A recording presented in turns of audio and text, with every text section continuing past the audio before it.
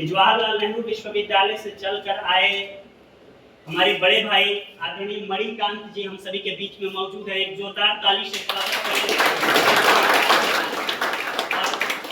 हम सभी लोग इनके वक्तव्यों को सुने।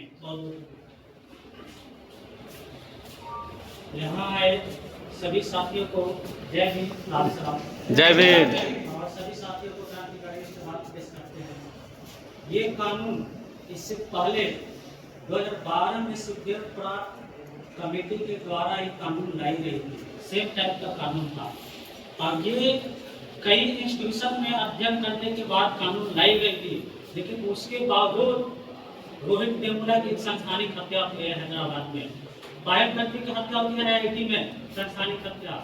उसके बाद ये दोनों की मां सुप्रीम कोर्ट जाती हैं, उस टाइम उनके जो वकील होते हैं वो RTI दाखिल करते हैं, तो मालूम चलता है कि 10,000 से ज्यादा कॉलेज में इस देश में इस तरह का तो कोई इंस्टीट्यूशन नहीं है जो कैंपस में जो डिफरेंट तरीके का भेदभाव होता है, चाहे वो जाति के आधार पर हो, चाहे वो जेंडर के आधार पर हो, चाहे फिजिकल डिसेबिलिटी के आधार पर हो, चाहे इकोनॉमिक, चाहे धर्म के आधार पर हो, इस तरीके का कोई इंस्टीट्यूशन नहीं है। उन लोग केस लड़ते हैं और 2025 में UGC सुप्रीम कोर्ट खुद बोलता है कि आपको इस तरह का इंस्टीट्यूशन बनाना होगा कि जो कैंपस में जो भेदभाव होता है, आप देखे होंगे कि गांवों में, समाज में डिफरेंट तरीके का भेदभाव होता है और ये भेदभाव कैंपस में ना हो, इसलिए सुप्रीम कोर्ट ये आदेश देता है UGC को कि आप इस तरह का इंस्टीट्यूशन बनाइए।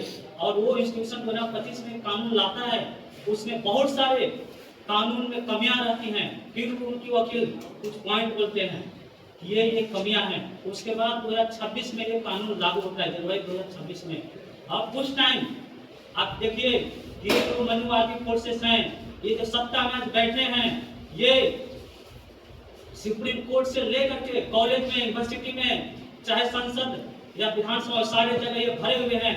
ये कुछ मुट्ठी भर लोग, इनके पास जो ताकत है, ये सड़कों पे आ जाते हैं और बोलते हैं कि इससे समाज टूटेगा और इससे रिवर्स कास्टिज्म कहा होगा। रिवर्स कास्टिज्म होता क्या है? ये क्या आपकी समझदारी है? रिवर्स कास्टिज्म जैसा शब्द होता भी है?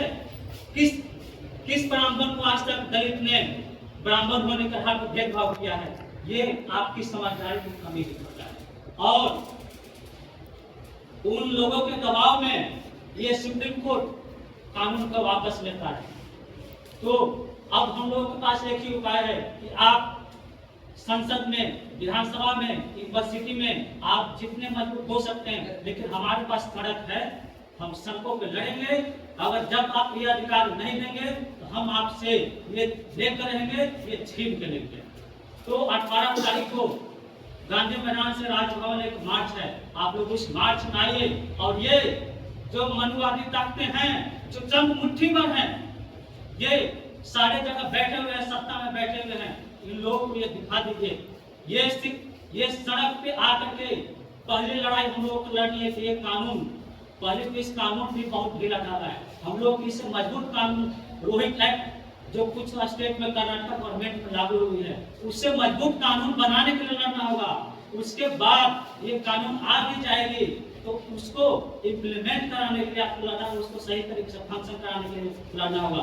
आपको एक उदाहरण देता हूँ, 1923 में बॉम्बे लेजिस्लेटिव काउंसिल में एक कानून पास होता है कि जितने सार्वजनिक कुएं हैं, सार्वजनिक तालाब हैं, उससे दलित पानी पी सकते हैं। अब ये कानून कोई खैरात में नहीं आई थी, उस कानून के लिए भी कई आंदोलन चले थे। ब्रिटेन में भी मजबूर आंदोलन चला था, उन लोगों को ये मजबूर किया था कि वहाँ एक स्लेवरी सिस्टम समाप्त होगा। और इंडिया में भी सभी जगह ये आंदोलन चल रहे थे, उसके दबाव में कानून आया, लेकिन फिर भी ये कानून आने के बाद भी दलितों को अधिकार मिल नहीं गया। उसके लिए 4 साल बाद 1927 में महार सत्याग्रह करना पड़ता है। उसमें भी पहली बार 4 बार